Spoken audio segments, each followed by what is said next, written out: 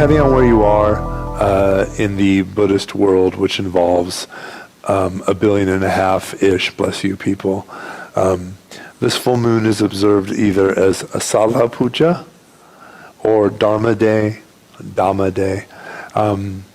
depending on language and tradition. But it's the day that commemorates, or the full moon night that commemorates the first time the historical Buddha taught. You'll remember that after the Buddha's kind of awakening experience, he spent some time, traditionally it's said 49 days, trying to figure out what in the hell he was going to say, or if he should say anything at all. He probably could have had a very nice job, as a woodcutter or something, and just been a fully enlightened, pot maker or something, and that would have been totally fine. Luckily for us, he decided to say something. And he spent those 49 days. You can imagine how difficult it is trying to translate raw experience into words, especially an experience that is so deeply counterintuitive to the habitual, compulsive ways that, I'll speak for myself, I live my life. The Dharma is, in one sense, deeply intuitive. It's easy to hear it and be like, yeah, that makes sense. Even if you're like 9 years old and you're watching Kung Fu on Channel 5, and you hear something on there and you're like, that makes a lot of sense. Or, you catch a snippet of Thich Nhat Hanh on somebody's Instagram page or something, you're like, ooh, that's a banger. I get that. I feel that. But in some ways it's profoundly counterintuitive. And that was one of the Buddha's big kind of concerns, is what I want to tell people is kind of the opposite of what they think the world is like. It's against the stream. But he eventually decides he's going to teach. And so the question is like, well, who am I going to tell it to?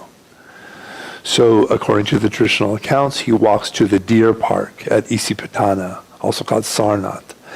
This is like 5 miles, 10 miles north of Varanasi, Benares in India, northern India.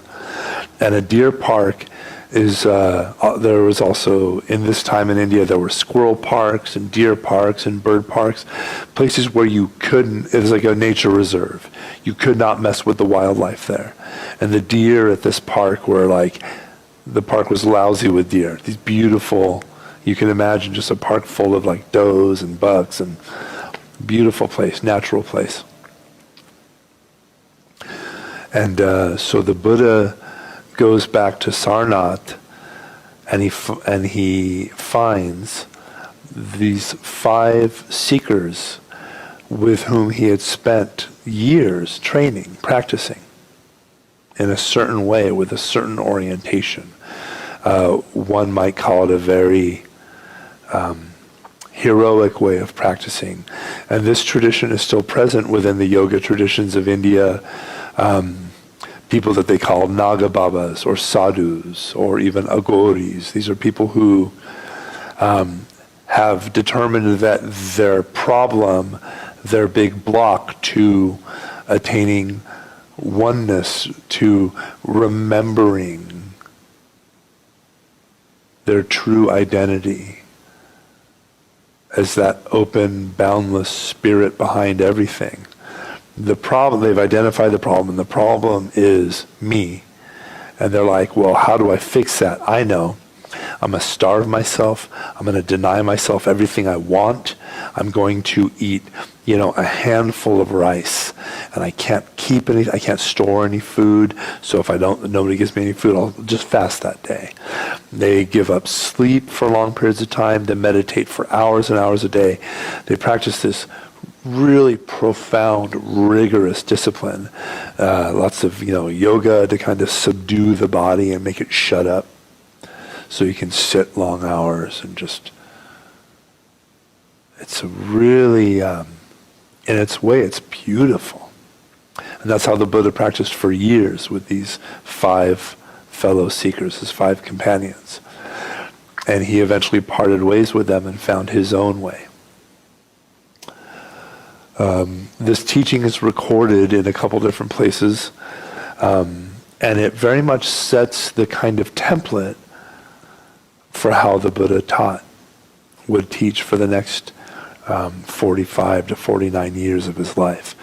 But it tickles me to no end.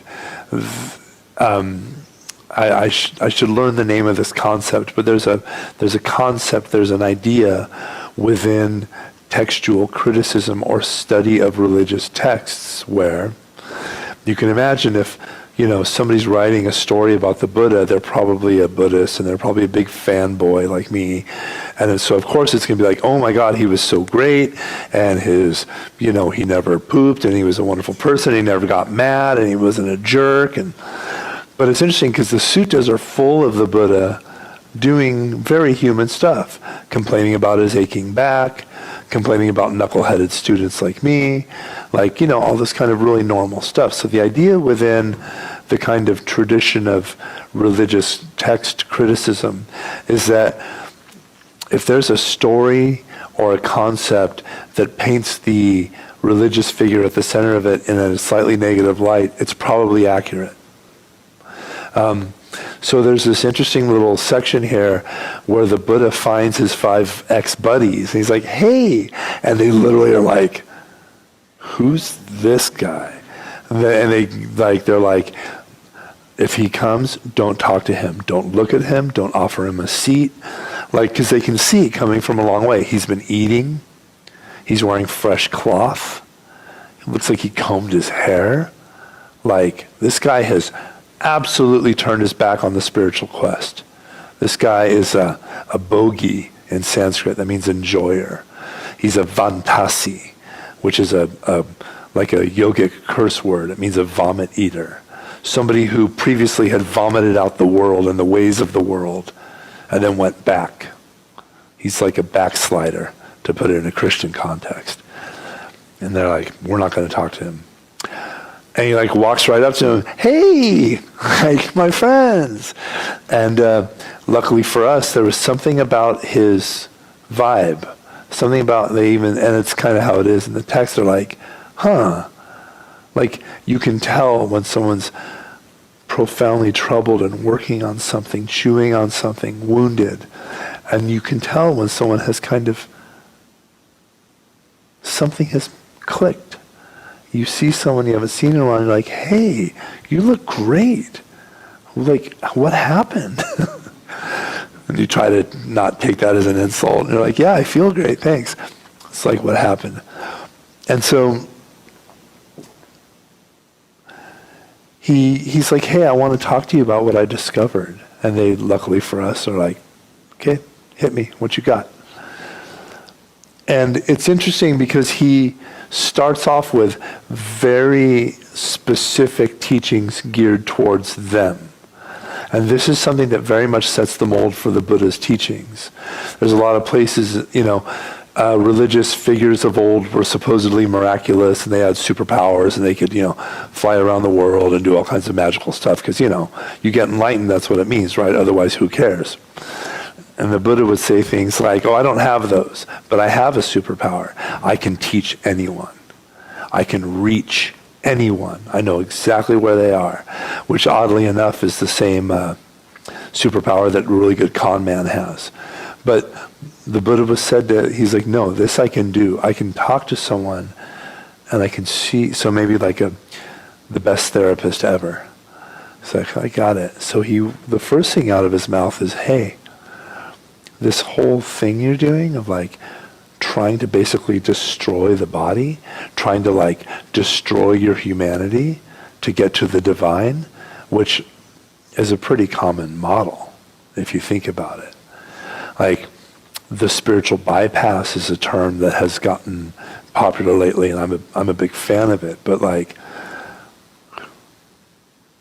if you would be in the minority of humans if you've never discovered a belief system or an exercise regimen or a diet regimen, and you're like, that's going to change me.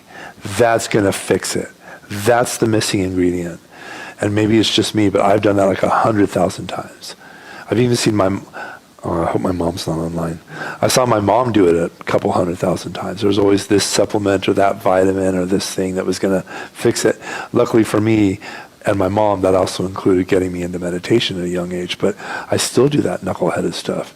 I still try to think of, there's got to be some way that I can talk to my sons and they're just going to get it all figured out and make all the right choices and their life will be great forever. Spoiler alert. So the first thing he talks about is like, he talks about this middle way. He says, torturing the body, punishing the body is ignoble. It's fruitless. It's painful. It only causes consternation, and it does not bear spiritual fruit. Similarly, mindless hedonism, mindless self-indulgence, this kind of reinforcing and wallowing in our kind of habitual compulsive ways that we numb out or try to pour pleasure on top of our pain doesn't work either. These are two extremes. He says, the Tathagata, me, this one has found the truth of the middle way, avoiding all extremes. And he goes on to teach about the Four Noble Truths, etc., etc., etc. So this is the night traditionally when people in the Buddhist world, in the kind of heritage Buddhist world, will go to temple, will maybe, meditate, if at all, or meditate a lot more, or make charitable gifts. It's a way to kind of orient the calendar. And I think that can be really valuable in terms of like thinking about how we orient our lives, the wheel of our year. Maybe it's around school, or, I was complaining earlier about my 6-day weeks at work. And that's how my life is kind of oriented. When do I get to hang out with my wife and kids? When do I get to do this or that? And that's the wheel of my year. That's the axle, the center point. But I think it can be really valuable.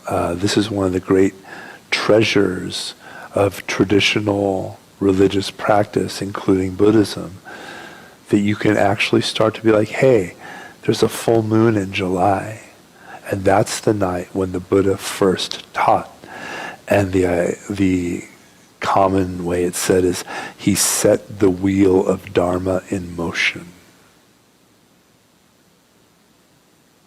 And it has rolled for 2,600 years, and we are here today because of that.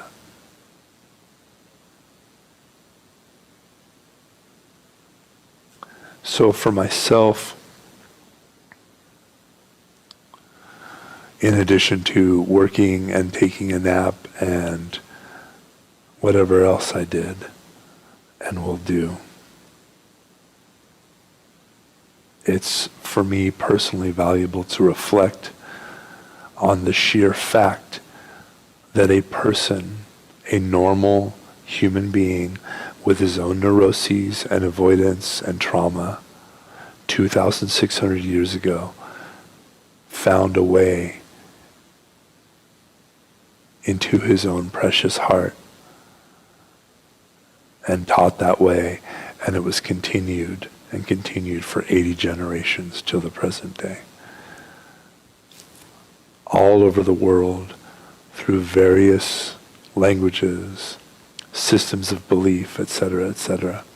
And in the end, no system of belief, no religion is big enough to completely house the human heart. Just because I consider myself a card-carrying Buddhist, truth isn't Buddhist. Breathing isn't Buddhist. Love isn't Buddhist. The only things that are valuable in this world of beliefs and ideas and tenet systems and etc., are things that can help us to enter into and abide in the truth of our own precious heart.